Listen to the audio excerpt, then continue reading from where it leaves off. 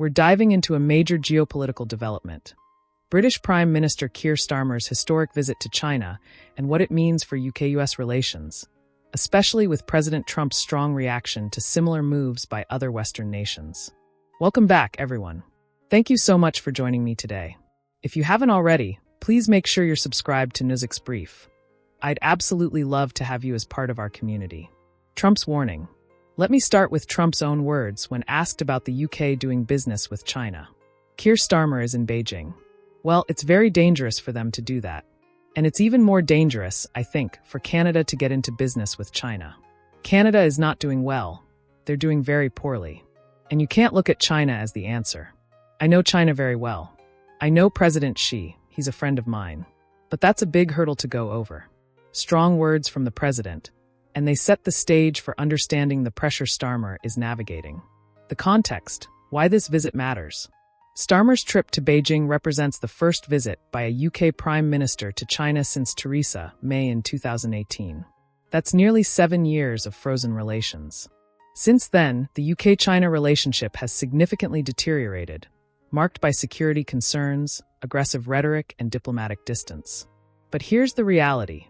The UK's tough economic position has left Starmer with limited options. He's made it clear that backtracking on hostile rhetoric and seeking pragmatic engagement with China isn't ideological. It's economic necessity. As one observer noted, there's a difference between being a happy vessel and a miserable slave. The UK and EU have found themselves economically constrained, and Starmer is trying to navigate out of that position. China's approach: pragmatism over ideology. Here's what's interesting. China doesn't base its foreign relations on ideology the way the United States and Europe often do. Beijing has consistently remained open to cooperation and peaceful coexistence, regardless of political differences. We're seeing this pattern across the West. Just this week, the EU signed a historic free trade agreement with India. I've uploaded a detailed analysis of that agreement on the channel, so check that out if you're interested.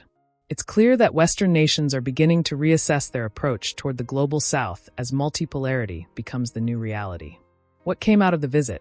So what did Starmer actually achieve in Beijing? Let me break down the tangible outcomes. Visa-free travel. China agreed to allow visa-free travel for British tourists and business travelers for up to 30 days. This might sound minor, but it's actually significant. For companies trying to understand China's regulatory environment and build partnerships, easier travel removes a real barrier. It also fosters cultural exchanges and people-to-people ties that can help overcome years of propaganda on both sides. Services agreement. The two countries agreed on a broader services package covering healthcare, finance, legal services, education, and skills development. These are sectors where Britain is globally competitive, making this a potentially win-win arrangement. Pharmaceutical investment. Perhaps most notably, discussions centered on a $15 billion investment in medicines manufacturing and R&D from AstraZeneca. From a business standpoint, this makes sense. China is becoming a serious player in pharmaceuticals and biotech, competing with India in many areas. British investment in that space could be highly profitable. However, there's a catch. AstraZeneca recently paused a major investment in Cambridge that would have created approximately 1,000 jobs. Critics argue this sends the wrong signal when a flagship British company chooses to expand in China while slowing investment at home. It highlights a broader structural challenge. Europe and the UK struggle to attract R&D capital compared to faster-growing emerging markets. The Trump factor. This trip isn't just about China. It's very much about the United States, and specifically about Donald Trump. Trump's tariff-heavy approach has already pushed many countries to diversify their partnerships. Both Britain and China have felt the effects of his policies. Starmer insists that the UK doesn't have to choose between Washington and Beijing, arguing that a mature foreign policy can manage both relationships simultaneously. But here's the problem. Trump doesn't appreciate that approach. He just threatened Canada with 100% tariffs if it signs even a limited-scope deal with China. He's also repeatedly insulted Canadian PM Mark Carney, calling him a governor. The same dismissive language he previously used with Trudeau. The message from Washington is blunt. Closer ties with Beijing, even limited to trade, will come with a price. The broader pattern. Canada explored tariff reductions with China just over a week ago when Mark Carney traveled to Beijing to re-establish ties. The parallels with Starmer's approach are striking. Both are based on economic realism and cooperation in specific areas. In fact, Mark Carney's recent speech at Davos signaled what he called the end of the rules-based order.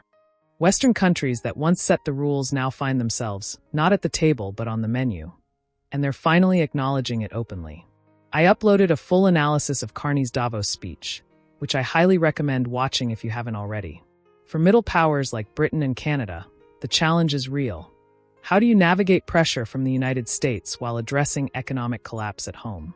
The UK is struggling economically, everyone knows it, and Starmer is trying to find solutions. The business delegation. Starmer didn't come to Beijing alone. He brought more than 50 business leaders representing sectors from aviation to banking to automotive. That's a serious signal of his focus on economic growth. His government desperately needs economic wins. It needs foreign investment and export opportunities. Presenting engagement with China as pragmatic rather than ideological helps justify it both to Trump and to skeptics within the UK itself. The strategic reality. All of this underscores an important point. Trade, security, technology, and geopolitics are deeply intertwined. Every deal carries strategic weight. You can't separate economics from politics anymore, if you ever really could. China clearly sees value in stabilizing ties with advanced economies beyond the United States. The visa-free engagement, the services agreements, the investment commitments, these all point to Beijing's willingness to work with Western partners who approach the relationship pragmatically. What happens next? As British officials themselves acknowledge, there's more to come. But the real question remains. Will this careful thaw between the UK and China lead to durable, long-term cooperation? Or will global tensions, particularly from Washington, refreeze the relationship before it fully resets? Given Trump's aggressive response to Canada's similar overtures, how he reacts to Starmer's visit will be absolutely crucial. That's what I'll be watching closely in the coming days and weeks. Stay tuned. I'll keep you updated as this situation develops. Thank you so much for watching. I hope you found this analysis valuable. Please support my work by liking, subscribing, and sharing this video with anyone interested in geopolitics and international relations. I really appreciate you being here, and I look forward to seeing you in the next video. Bye for now.